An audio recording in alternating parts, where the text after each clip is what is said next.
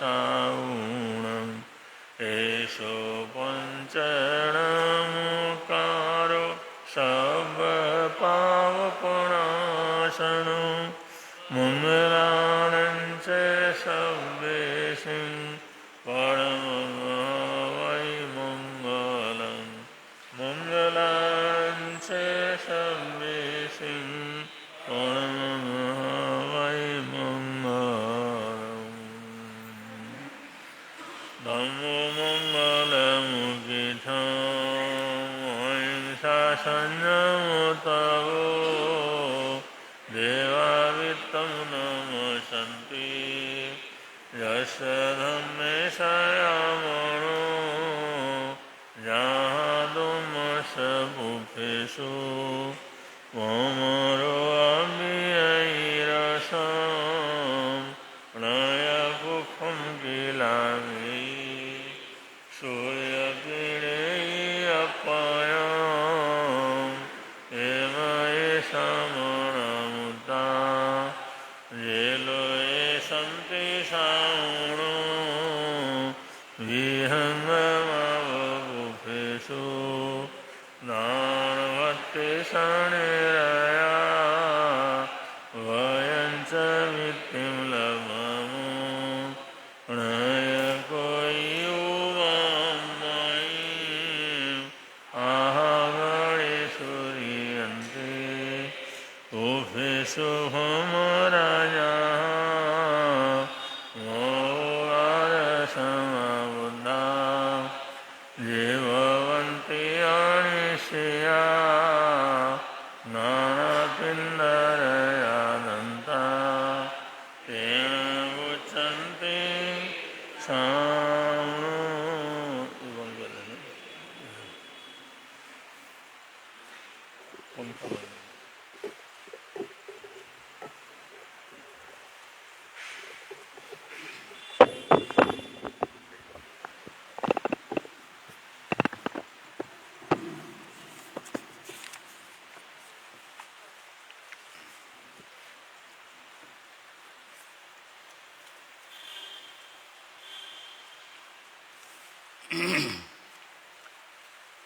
श्रमण भगवान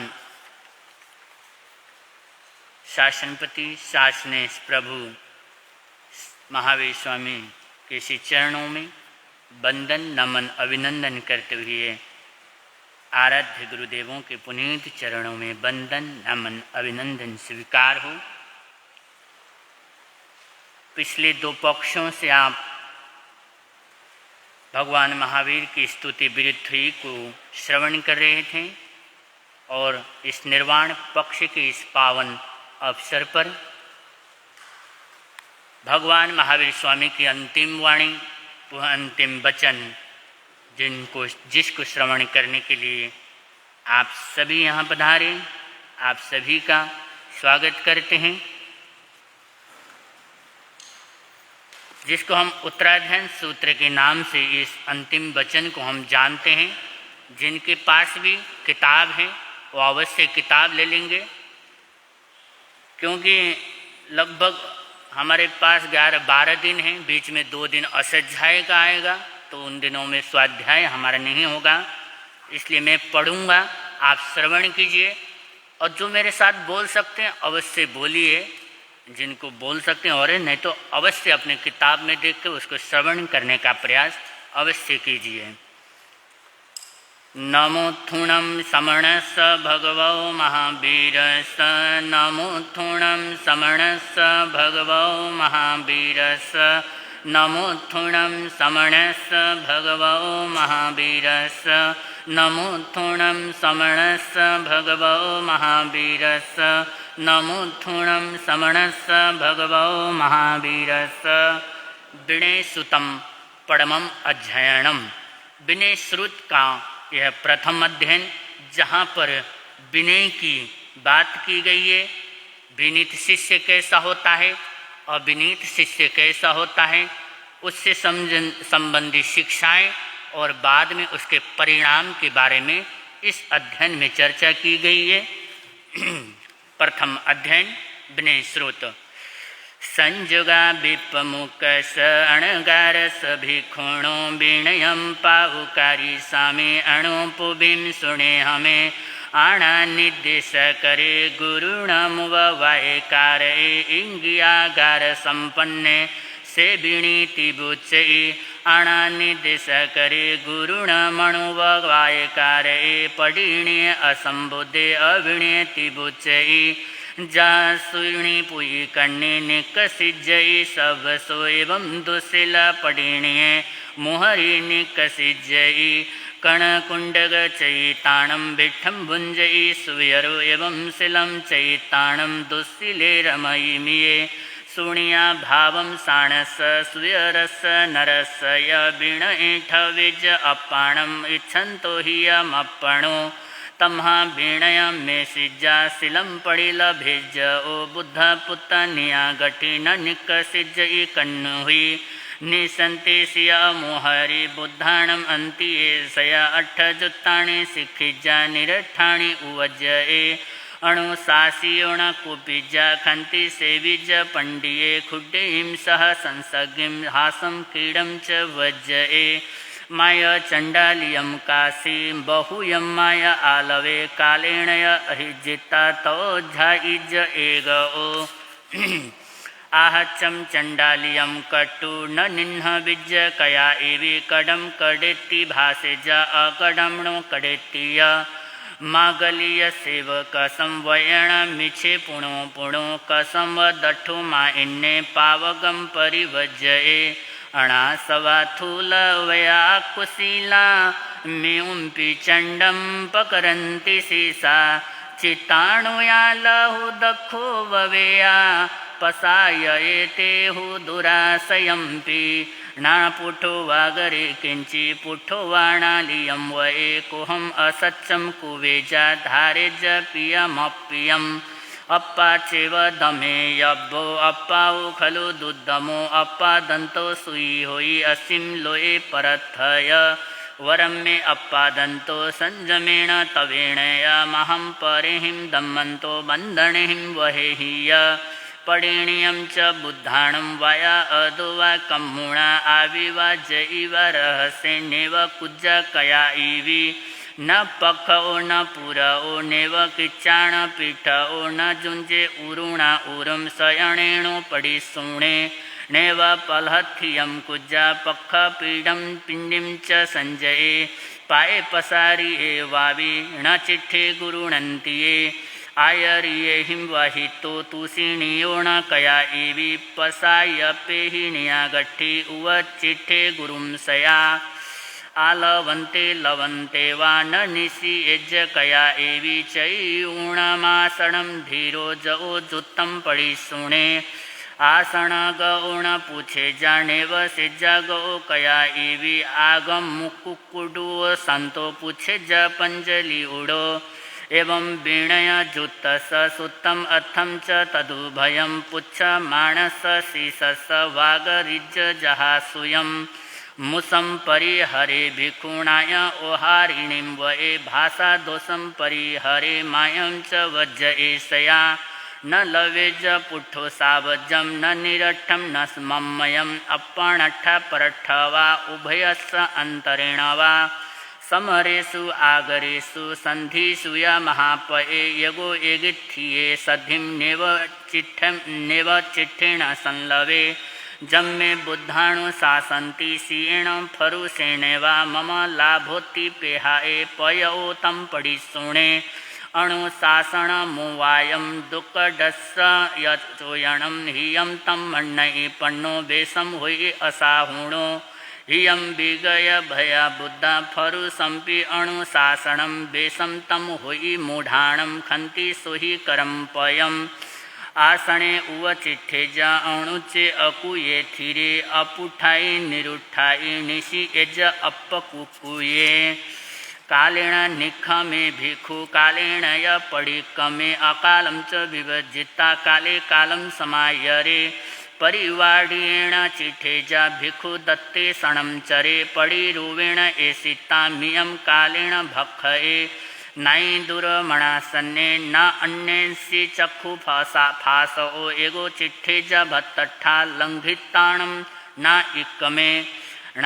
इउच्चेवणिएवा न सन्ने नाई दूर ओ फासुयम परकडम पिंडम पड़ी गाहे ज संजये अप पाणे अप बियम में अपरिच्छन्नम में संबुड़े समयम संजय भुंजे जयम अपरिसाड़ियम सुकड़िति सुपकीति सुछिन्ने सुहड़े मड़े सुनिठिये सुलद्धिति सावजम वज्जे मुनि रमये पंडिये सासम हयम भद्यम वाहये बालम सम्मयी सासंतो गलीयसम वाहये खडुया में चवेड़ा में अक्कोसाय वहाय में कल्याण मणु सासंतो पावदिठन्ति मन्नई पुत्तो में भायणा इति साहु कल्याण मन्नई पावदिठि उ अपाणम सासम दासिति मन्नई नो कुवए आयर्यम अपाणन्ति न कुवए बुद्धो वगाहिण सिया नया सिया तुत्त गवेशये आयर्यम कुवियम नच्चा पत्तियेणम पसायए बिज बिज पंजलि उणो वएजण पुणोत्तीय धमज्जियम च व्यवहारम बुद्धिहिम आयर्यम सया तमायरंतो व्यवहारम ग्रहम नाभिगच्छयि मणोगयम वक्कगयम जानितायरिसय उतम परिगिज्ज वाया एकमुणा उवायए बित्ते अचो इये निचम क्षिपम हवई सुचो इये जहो वही ठम सुकयम किच्चा इम को वही सया नच्चा नमई में हावी लोए किट्टी से जायई हवई किच्चाणम शरणम भूयाणम जगई जहा पूजा जस पश्यन्ति संबुद्धा पुवसंथुया पसन्ना लाभ इसन्ति बिउलम अठ्ठियम सुयम सपूज सथे सुविणीय संशये मणुरुई चिट्ठै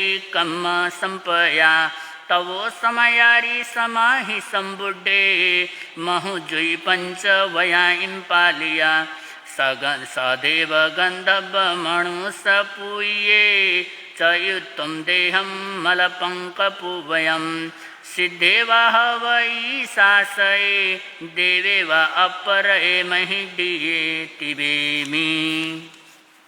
दूसरा अध्ययन द्वयम परिसह ज्ञानम परिसह विजय नामक यह दूसरा अध्ययन है। गृहस्थी के दुख तो अनंत हैं, लेकिन साधु के जो दुख की बात है, इस जो साधवाचार में जो कष्ट परिसह आते हैं वो मात्र 22 हैं। उन्हीं 22 परिसहों की चर्चा इस द्वितीय अध्ययन में किया गया है।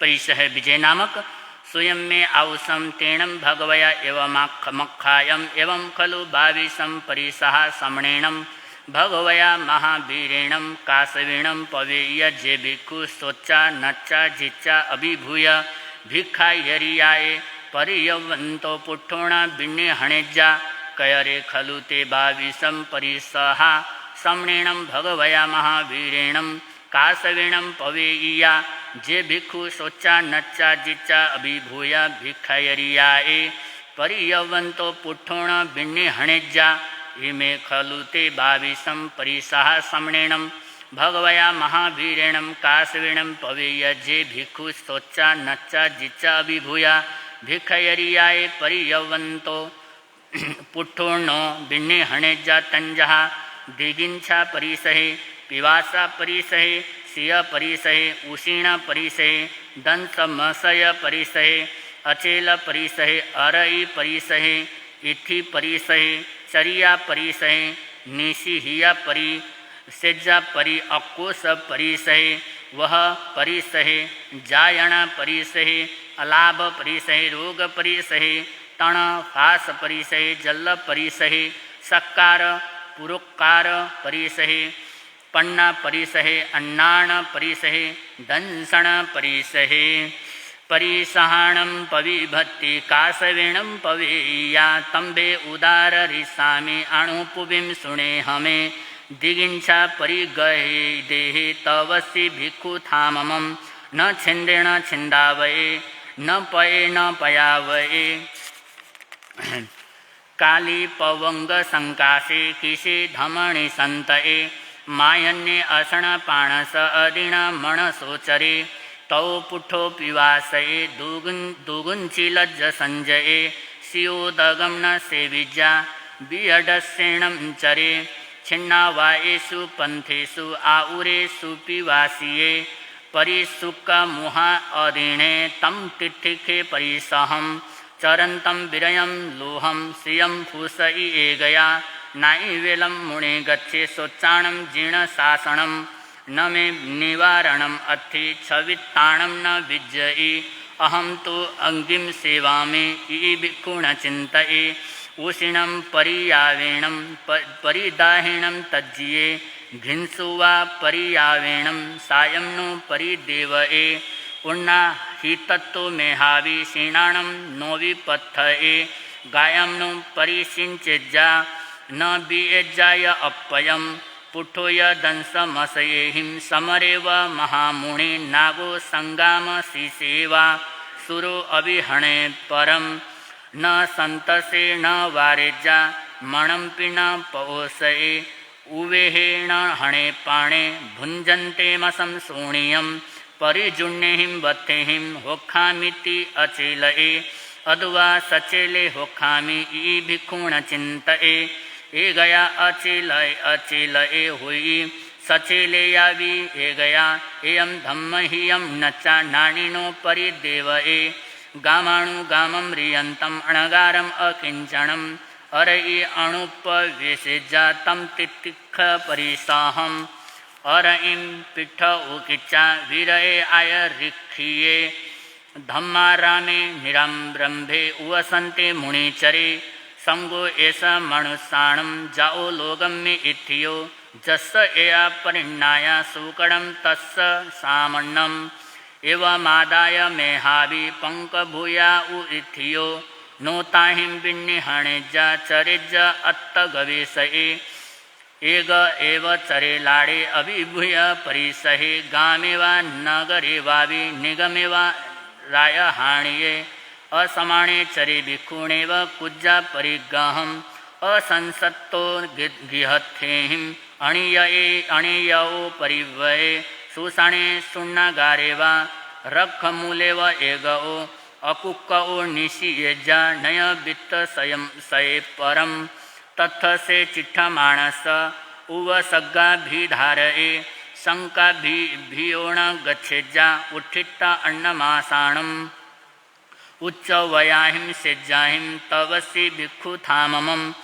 नाइवेलं विह्नेज्जा विहन्नेज्जा पावदिठि विहन्नहि परिकुवस्यं लब्धुं कल्याणम् अदुव पावयं किमे गराइं करिष्यि एवं तत्त अहियासये अकुसेज्जा परे भिक्षुं न तेषिं पडि संजले सरिसो हुई बालाणं तम्हा भिक्षुं न संजले चोच्चाणं फरुसा भाषा दारुणा गाम कंटगा तुषिणियो उवे हेज्जा न ताओ मणसी करे तौण संजले भिक्षु मणं पिण पौसये तितिक्षं परमं नच्चा भिक्षुं धम्मं समायरे समणं संजयं दन्तं हणिज्जा कोई कथयि नथि जीवस्स नासुति एवं पेहेज्ज संजये दुःकरं खलु भो नित्यम् अणगार स भिक्षुणो सवं से जाइयम होइम नथि किंचि अजाइयम गोयरग पविठस पाणिनो सुपसारये सेओ आगार वासुति भिक्षुण चिन्तये परेषु घास में सेज्जा भोजने परिणिठिये लद्धे पिंडे आलद्धेवा नाणु तप्पेज्ज पंडिये अज्जे वाहमण लब्भामे आवे लाभो सुये सिया जो एव पड़ी संचिखे अलाभो तम्ण तज्जये नच्चा उप इयं दुःखं व्यणाये दुहठिये अदिनो ठाव ए पन्नं पुट्ठो तत्थ अहि यासये तेगिंछं नाभिनन्देज्जा संचिख अत्त गवेशये एवं खुतस्य सामन्नं जनं कुज्जाणकारवे अचेलगस्य लोहस्य संजयस्य तव श्रेणो तणेषु सयमानस हुज्जागाय विराहण आयवस्स निवाएण औलहव इवेण एवं नच्चाण सेवन्ति तन्तुजं तणतज्जिया किल्लिनगये मेहावि पंकेण वरेण वा घिंसु वा परियावेणं सायं नो परिदेवये वेज्ज निज्जरापेहि आर्यं धम्म अणुत्तरं जाव शरीर भेवुति जल्लं कायेण धारये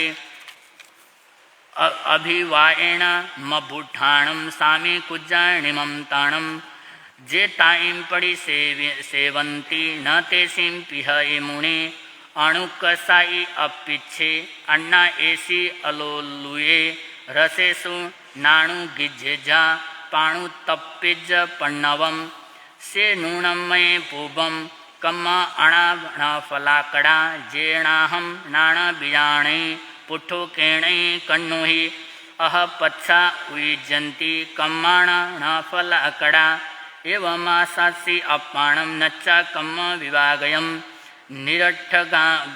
निरट्ठगम्मि वीरो मेहुणाओ सुसंबुडो जो सखम नाभिजानामि धम्मं कल्याणं पावगं तव वाहनम् आदाय पडिमं पडिवज्जो एवं वीर विहरओ मे छौमं नियट्ठयि नथि नूनं परिलोये इड्ढि वावि तव सणो अधुवा वंचियो मिति भिक्षुण चिंतये अभुजिन्ना अथिजिना अधुवावि भविष्यि मुसंते एव माहंसु भिक्षुण चिंतये ए परिसहा सभ्ये कासवेण पवेया जे भिक्षुण भिहन्यज्जा पुट्ठो केणे कन्नुहि तिवेमि। यानी द्वितीय अध्ययन परिसह नामक यहाँ पर समाप्त होता है। जहाँ पर जीव जरा सा कष्ट आने पर घबराता है, वहीं पर साधु उन कष्टों को सहन करके कर्मों की निर्जरा करते हैं। तृतीय अध्ययन है चाउरगिंजम तयम अध्ययनम। दुर्लभ 4 अंगों की बात गई है। मनुष्य भव, धर्म श्रवण, श्रद्धा और संयम की उनकी दुर्लभता को लेकर इस अध्ययन में चर्चा की गई है।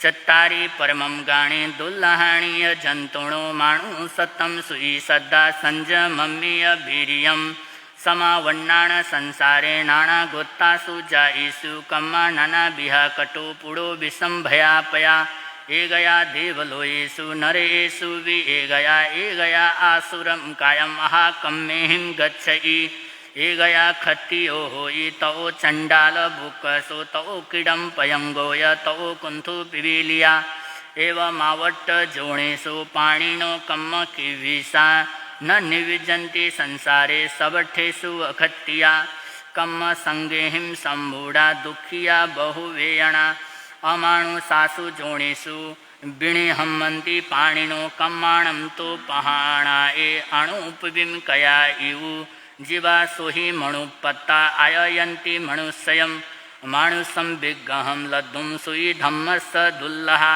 जम सोच्चा परिवज्जन्ति तवं खन्ति महिषयम् आहोच्चं सवणं लब्धं सद्धा परमं दुल्लहा शोच्चा नया उवं मग्गं बहवे परिभस्सयि सुईं च लब्धुं सद्धं च वीर्यं पुनः दुल्लहं बहवे रोयमाणावि नोयणं परिवज्जये मानुषत्तम्मे आया ओ जो धम्मं सोच्च सद्देह तवसि वीर्यं लब्धुं सम्बुडे निधूणेरयम् सुहि उज्जूय भूयस धम्मो शुद्धस्य चिट्ठयि निर्वाणं परमं जायं गयसित्तिव पावये विगिञ्च कमुणो हेउं जसं संचीणु खन्तिये शरीरं पाढवं इच्छा उड्ढं पक्कमयं दिशं विशालिसेहिं शीलेहिं जखा उत्तरा महासुक्कावदीपन्ता मणन्ता अपुणच्चवम् अप्रिया देवकामाणं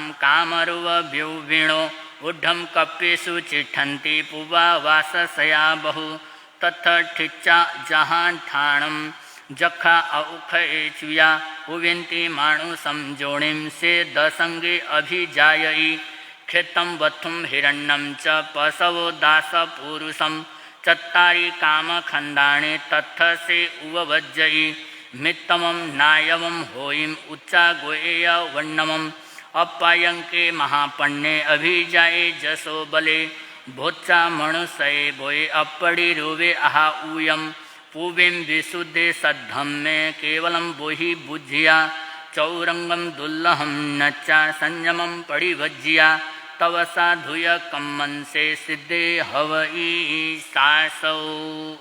सासैतिबीमी।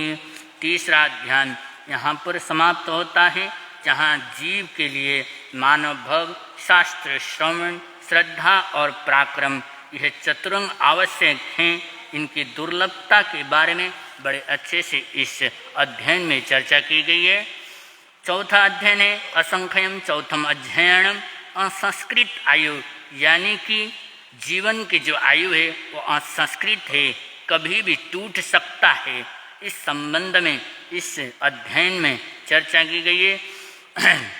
असंख्यम जीवियम मापमाये जरो वणियस हुनथिताणम एवं बियाणा ही जने पमते किन्नु विहिंसा अजया गहिंती जे पावकं मेहिं धनं मनुषा समाययन्ति अमयीं गहाय पहायते पास पयठ्ये नरे बेराणुबद्धा नरयम उवेन्ति तेने जहा संधि मुहे गहिये सकम मुणाके चै पावकारी एवं पयापे चैहम चलोए कडाण कम्माण मुखथी संसार मावर्ण परसठा साहारणं जम च करे कम्मं कम्मसते तस्स उवेय काले न बंधवा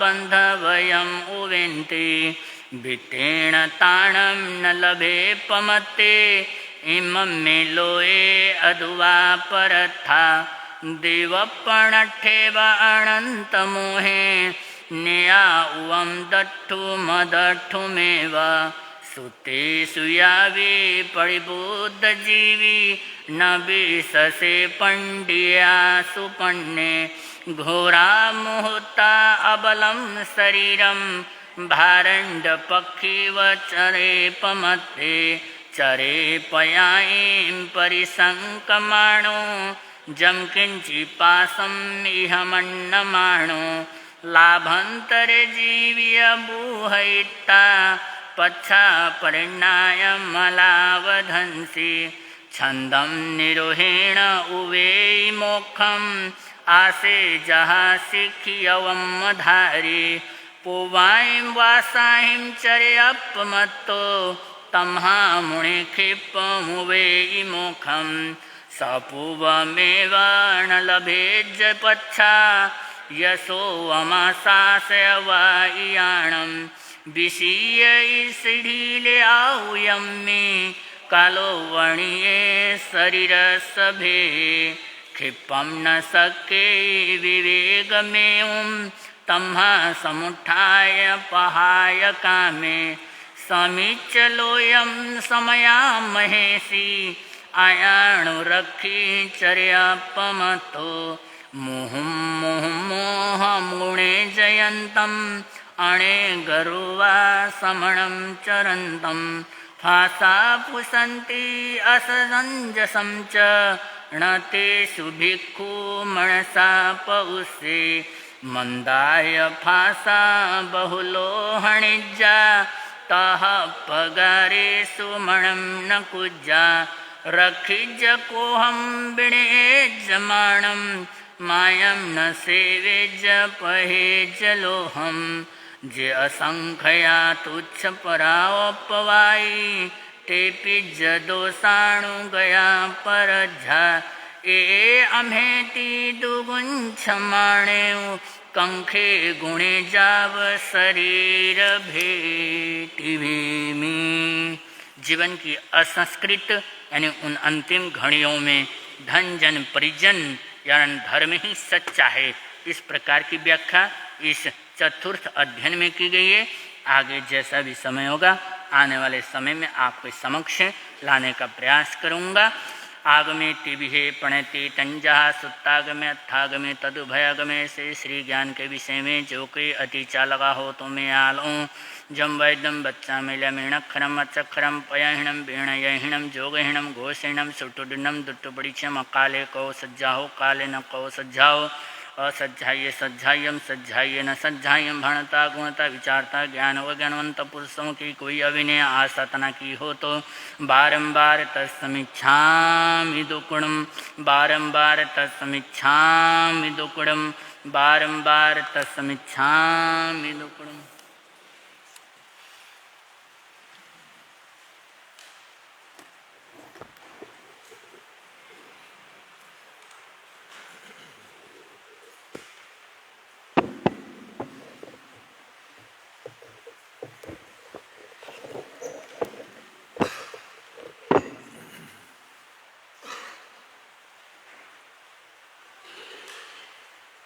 त्रिभुवन पीड़ा हो तुमको मेरा नमस्कार। सर्व जगत के नमस्कार प्रणाम तुम्हें मेरा रवार। तीन जगत के नाथ आपके चरणों में जाऊं बलिहार। भवसागर के शोषण करता तुमको वंदन बारंबार। भवसागर के शोषण करता तुमको वंदन बारंबार।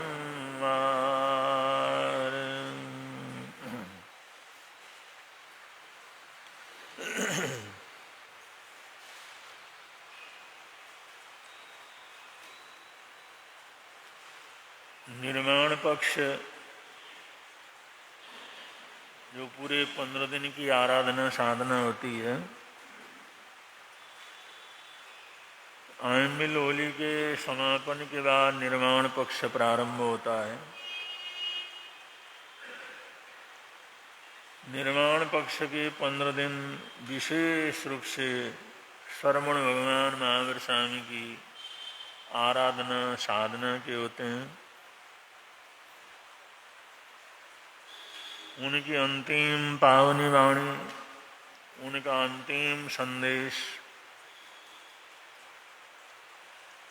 उनका जीवन के आखिरी क्षणों में अपने संग को दिया हुआ प्रसाद, उसको ज़्यादा से ज़्यादा पढ़ा जाता है, चतारा जाता है, स्वाध्याय किया जाता है। जो निर्माण वेला के अंदर प्रभु परमात्मा श्रवण भगवान महावीर स्वामी ने दिया, आखिरी समय में जो दिया हुआ वचन होता है, संदेश होता है, वो तो सामान्य व्यक्ति का भी बहुत महत्वपूर्ण होता है। और ये तो साक्षात तीर्थंकर भगवान महावीर स्वामी का संदेश है, जिसे हम उत्तराध्यान जी सूत्र के रूप में पठन पाठन करते हैं, विवेचन करते हैं, स्वाध्याय करते हैं, ध्यान करते हैं। उनके संपूर्ण जीवन का जो ज्ञान है, उसका सारांश सब इसके अंतर्गत आ जाता है। अपने आप में बहुत श्रेष्ठ नामीय उत्तराध्ययन, सर्वोच्च अवस्था के अंदर रहा हुआ ये अध्ययन है। तो इसकी वाचना आज प्रारंभ हुई है बड़े सुंदर ढंग से, और 4 अध्ययन आप लोगों ने श्रवण किए हैं। हिंदी के अंदर रूपांतर भी मिलता है, शब्दार्थ का भी मिलता है, मूल पाठ भी मिलता है। जब भी ऐसा स्वाध्याय वगैरह की भावना हो तो जरूर क्या करना चाहिए, कर लेना चाहिए। मूल पाठ पढ़ सकते हैं, वरना उसका अर्थ पढ़ सकते हैं, उसका विवेचन पढ़ सकते हैं, उसके एक एक अध्ययन का सारांश निकाला हुआ वो सारांश भी पढ़ सकते हैं। और श्रवण भगवान महावीर स्वामी के प्रति अनंत आस्था, सद्भावना और आभार प्रकट कर सकते हैं। प्रभु परमात्मा ने कितनी बड़ी दौलत हमारे को दी है। और जब तक उत्सर्पणी काल और पहले तीर्थंकर नहीं होते तब तक ये भगवान महावीर स्वामी का शासन ही चलने वाला है। यही हमारे आराध्य रहने वाले हैं। इस अवसर्पणी काल के सबसे आखिरी तीर्थंकर हैं, अनंत अनंत उपकारी वो आत्मा है। उनका नाम लेने से ही हर तरह का मंगल हमारे जीवन के अंदर होता है।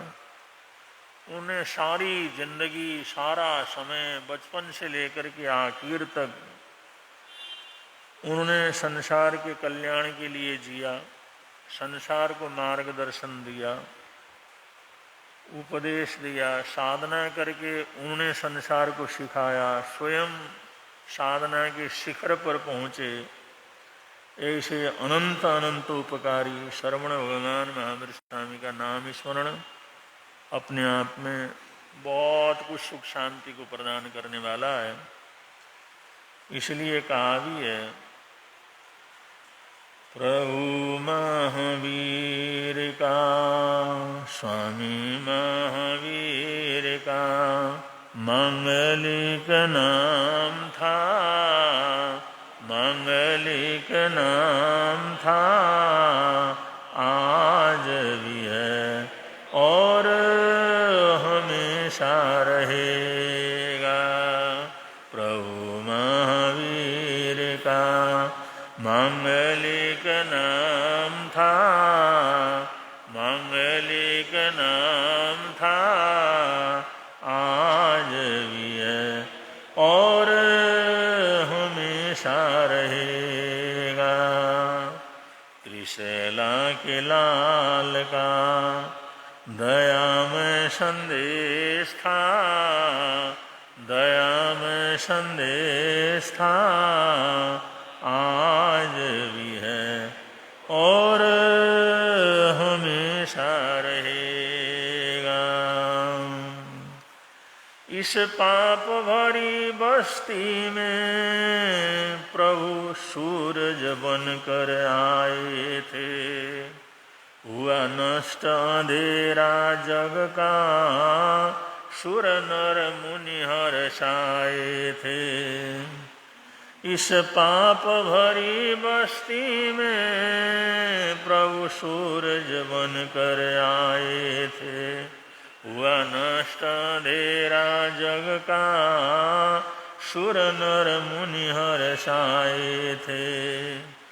जगहित साधनाई, जगहित साधनाई, प्रभु तेरा काम था, प्रभु तेरा काम था, आज भी है और हमेशा रहेगा। प्रभु महावीर का मांगलिक नाम था, मांगलिक नाम था, आज भी है और हमेशा रहे। सती चंदन वाला को तूने था तार दिया, अर्जुन माली की नैया को भवजल से पार किया। सती चंदन वाला को प्रभु तूने था तार दिया, अर्जुन माली की नैया को भवजल से पार किया। सबके लिए ही प्रभु, सबके लिए ही प्रभु तू सुख धाम था, तू सुख धाम था, आज भी है और हमेशा रहेगा। प्रभु महावीर का मांगलिक नाम था, मांगलिक नाम था, आज भी है और हमेशा रहे।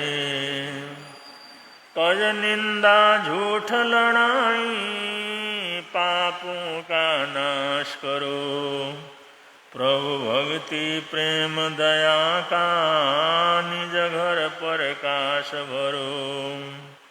तज निंदा झूठ लड़ाई, पापों का नाश करो। प्रभु भक्ति प्रेम दया का, निज घर प्रकाश भरो। ज्ञान मुनि प्रभु का यही फरमान था, यही फरमान था, आज भी है और हमेशा रहेगा। त्रिशैला के लाल का दया में संदेश था, दया में संदेश था, आज भी है और हमेशा रहेगा। वो अनंत अनंत उपकारी शासनपति श्रवण भगवान महावीर स्वामी, उनकी विशेष आराधना और साधना का इस समय प्रारंभ हो रहा है। जितना भी हम इन दिनों के अंदर नमोत्थुणम श्रवणस्य भगवो महावीरस्य, इसका ज़्यादा से ज़्यादा जाप करें, उतना ही सुख शांति आनंद मंगल का वातावरण रहता है। और जहाँ पर कोई धर्म आराधना होती है, प्रभु भक्ति होती है, वहाँ पर सब प्रकार से सुख शांति रहती है, पुण्यमानी बढ़ती है और पुण्य के दरवाजे के ऊपर हमेशा लक्ष्मी का आवागमन रहता है। इसलिए अपनी पुण्यवानी को बढ़ाने के सबसे अच्छे क्षण हैं। पुण्यवानी बनाने से लक्ष्मी आती है, सिर्फ लक्ष्मी की पूजा करने से नहीं होता, क्योंकि पुण्य के साथ साथ ये सुख साधन सब इंसान को उपलब्ध होते हैं। तो अपने जीवन को पुण्यमयी बनाना है, संबरमयी बनाना है, निर्जरामयी बनाना है, अपने जीवन को आगे बढ़ाना है। अगर ऐसा नहीं करते हैं तो जन्मों जन्मों तक उन कर्मों का परिणाम इंसान को भुगतना पड़ता है। यही सब पहले अध्ययन में, दूसरे अध्ययन परिचय विभक्ति के अंदर कहा है। चाहे साधु भी बन जाओ, संयम पथ के ऊपर भी चलो, तीर्थंकर अवस्था को प्राप्त करने की स्थिति के अंदर चलो, तब भी इंसान को दुख तो क्या करते हैं, मिलते ही हैं, जिनको परिचय कहते हैं। ये जब तक हमारा जीवन है तब तक सुख और दुख दोनों ही साथ साथ के अंदर लगे हुए रहते हैं। इस चीज़ को स्वीकार करके अगर चलते हैं तो इस दुख भरे संसार के अंदर भी सुख शांति के साथ हम लोग रह सकते हैं।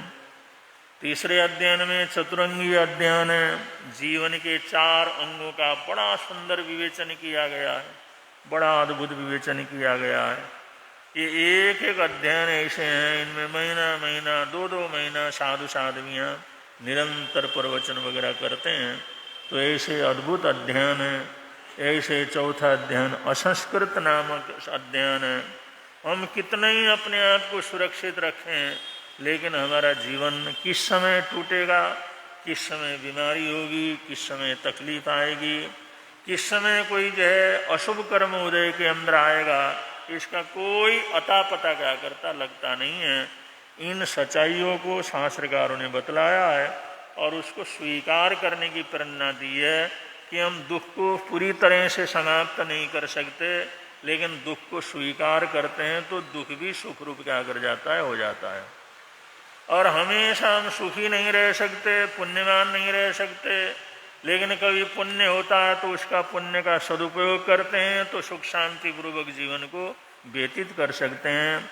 इस प्रकार सुख को और दुख को दोनों को संभाव रख करके उसको पचाने का प्रयत्न करना चाहिए, तभी जाकर के सुख शांति जीवन के अंदर होती है, वरना तो तरह तरह की बेमतलब की समस्याएं जीवन के अंदर आती रहती हैं।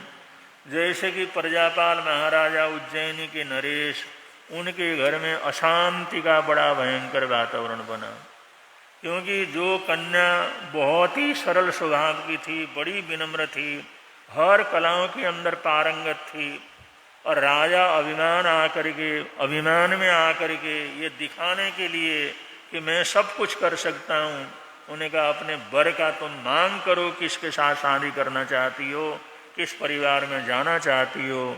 तो मीना सुंदर ने इस बात को मना किया, और आप जहाँ भी भेजें, आप मेरे पिता हैं, मेरे संरक्षक हैं, मेरा जन्म देने वाले हैं, आप हमेशा मेरा हित चाहेंगे।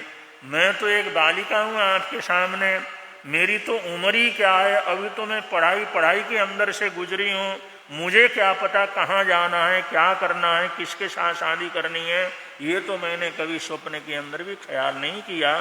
और जो रही कहाँ जाना है क्या नहीं जाना है, ये जो है एक लड़की के धर्म को पालन करते हुए आप जैसा भी निर्णय करेंगे उसको मैं स्वीकार करने के लिए तैयार हूँ, शहर से स्वीकार करने के लिए तैयार हूँ।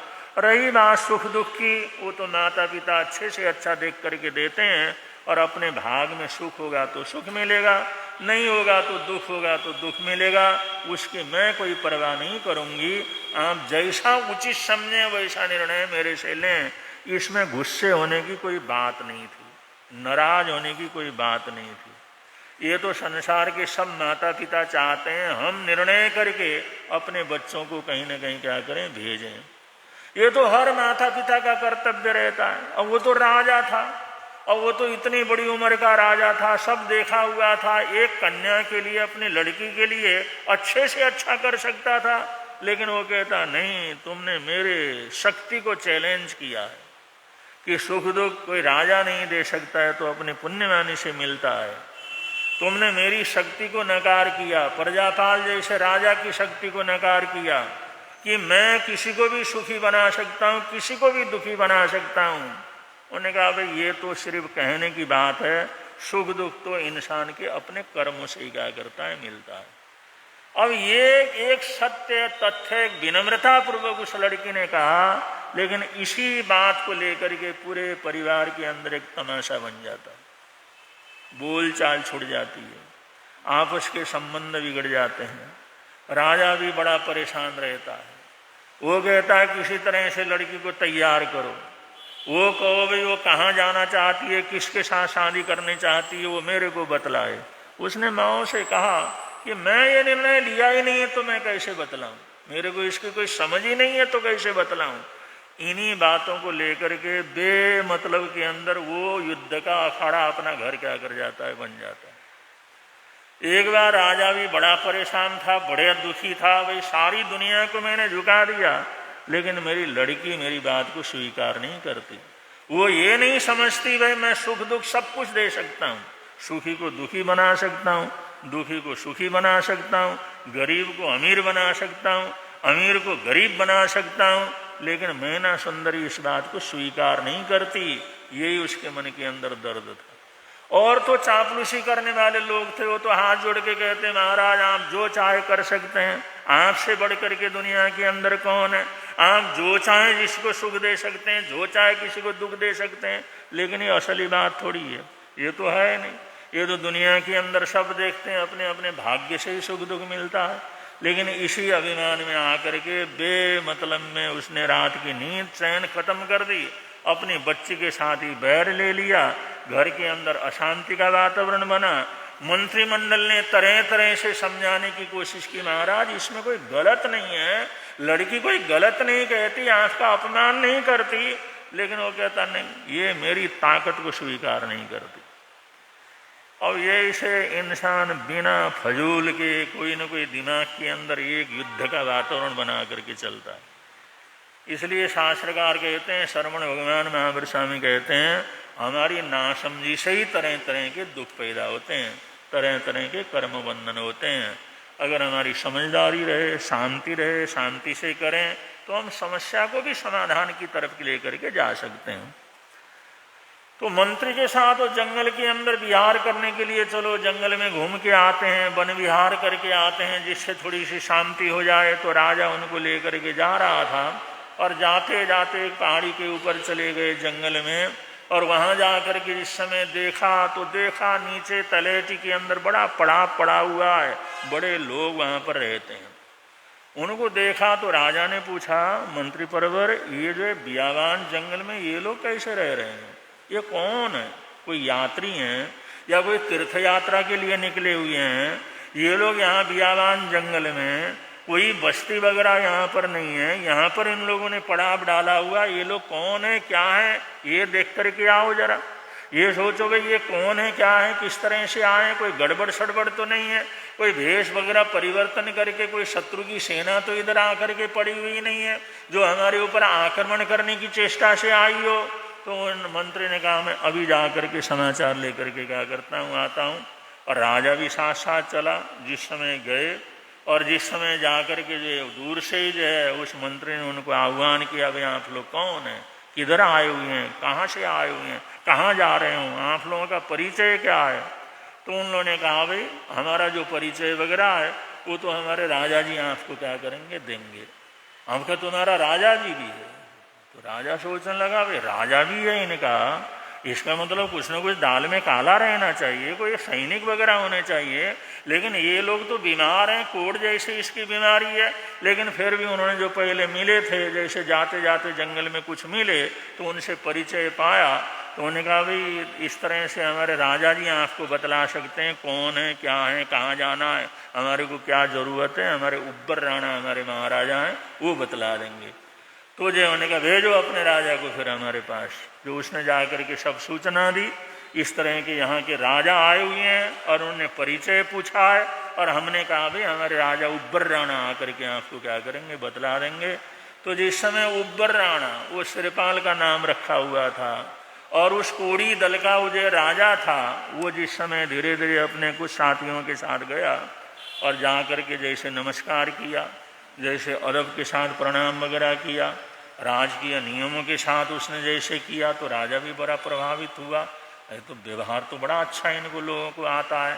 तो उन्हें पूछा, भाई क्या बात है, आपका क्या परिचय है? तो उसने सब बतलाया, हम लोग कर्मों के मारे हुए हैं, अच्छे धर्म के अंदर हम लोगों का परिवार में जन्म हुआ, अच्छे साधन मिले, लेकिन हमारे भाग्य में ऐसा लिखा हुआ था, कोड़ी बन गए, घर के अंदर किसी ने रखा नहीं, तो सारे इकट्ठे होकर के चलते हैं और आँख लई से राजा महाराजा हमारे को कुछ उपलब्ध करवाते हैं, तो उसका गुजारा करके आगे बढ़ते चले जाते हैं। ऐसे धीरे धीरे हम जंगल के रास्ते से आगे क्या कर रहे हैं, जा रहे हैं। और क्या भाई ये जो है, तो ये बातचीत करते करते वो कर्मों की बात, उन्होंने कहा, भाई ये कर्म थोड़ी है कुछ गड़बड़ी, वो कर्म ही तो है महाराज। दुनिया के अंदर अच्छे से अच्छे हमारे कबीले के अंदर, हमारी इस यूथ के अंदर बहुत ऐसे लोग हैं, बड़े पुण्यशाली भागशाली थे, लेकिन उनका पाप उदय के अंदर आ गया तो कोई चीज़ काम नहीं आई, कोई चीज़ काम नहीं आई, वो तो कोड़ी हो गए और उनको ऐसा नफरत झेलना पड़ा, वो घर छोड़ करके इसके अंदर आए। और हमारा दल, कोड़ियों का दल इस प्रकार से आगे चल रहा है। तो उन्होंने कहा, भाई तुम्हारे को जो भी सामान वगैरह है सब हम उपलब्ध करवाएंगे और जो है कुछ दिन यहाँ पर रुको और तुम्हारे को जो जो ज़रूरत है सब चीज़ें हम तुम्हारे को उपलब्ध करवाएंगे। अब जिस समय उसकी बातों को जिस समय राजा प्रजापाल ने सुना, वो सोचता मेरी लड़की जैसे धर्म की कर्म की बात करती है ना, ये भी उसी तरह की बात करता। जैसे मैना सुंदरी धर्म कर्म की बात कहती है, वे कर्म उदय के अंदर आता है तो कोई कुछ कर नहीं सकता, साधन काम नहीं आते, बड़ा बड़ा ताकत भी काम नहीं आती, जैसी बात वो करती है ये भी इसी तरह की बात क्या करता है, कर लेता है। उसके मन के अंदर विचार आया, उसने मंत्री को कहा, मंत्री देखा बात सुना इस कोड़ी की, ये कोड़ी की बात और हमारी बेटी की बात दोनों में बिल्कुल कोई अंतर नहीं है, जैसे उसके सोच हैं ऐसे ही इसके सोच हैं। तो महाराज आप कहना क्या चाहते हैं? उन्होंने कहा, मैंने निर्णय कर लिया है, मैना सुंदरी मानेगी तो ठीक है, वरना इस कोड़ी के साथ ही उसकी शादी कर दूंगा। मंत्री ने बहुत अफसोस प्रकट किया, महाराज आपको इस तरह का कोई सोच भी मन के अंदर नहीं लाना चाहिए। कहाँ राजकुमारी, कहाँ राज दरबार के अंदर पली हुई और उसको कोड़ी के हवाले आप करेंगे? उन्होंने कहा नहीं, इसमें या तो लड़की को समझाओ या तो मैना सुंदरी को समझाओ, ये मेरी ताकत को समझे, वरना जैसा वो बोलती है ऐसे ये कोड़ी भी बोलता है। इसलिए मैंने तो निर्णय कर लिया, वो अपने भावना को नहीं बदलती है तो इसी के साथ क्या करूंगा, शादी कर दूंगा। तो मंत्री को भी बड़ा भारी अफसोस हुआ। अपने महलों के अंदर पहुंचे, रानियों को बुला करके राजा ने अपना निर्णय सुना दिया। काफी आहा पोह और विरोध का वातावरण बन गया, एक अफरा तफरी का वातावरण बन जाता है कि राजा किसी कोड़ी के साथ जो है इस लड़की की शादी करेंगे। और लड़की को भी समझाने की बड़ी कोशिश की, बेटा अपने बाप को छोड़ो और आप जो है अपने बात को छोड़ो, जैसा पिता कहते हैं वैसा वैसा हाँ में हाँ मिलाओ। लेकिन अब तक वो भी बड़ी दृढ़ हो चुकी थी। तो ऐसे वातावरण बिगड़ गया और समय आने पर उसने निर्णय लिया कि मैं तो इस लड़की की शादी इस कोड़ी के साथ क्या करूंगा, कर दूंगा। आगे के प्रसंग वैसे तो आप लोगों को आते ही, प्रसंग के अनुसार जैसा आएगा आप लोगों को बतलाएंगे। बड़े प्रेम से आप लोग बोलेंगे, मिलता है आनंद प्रभु की वाणी से, मिलता है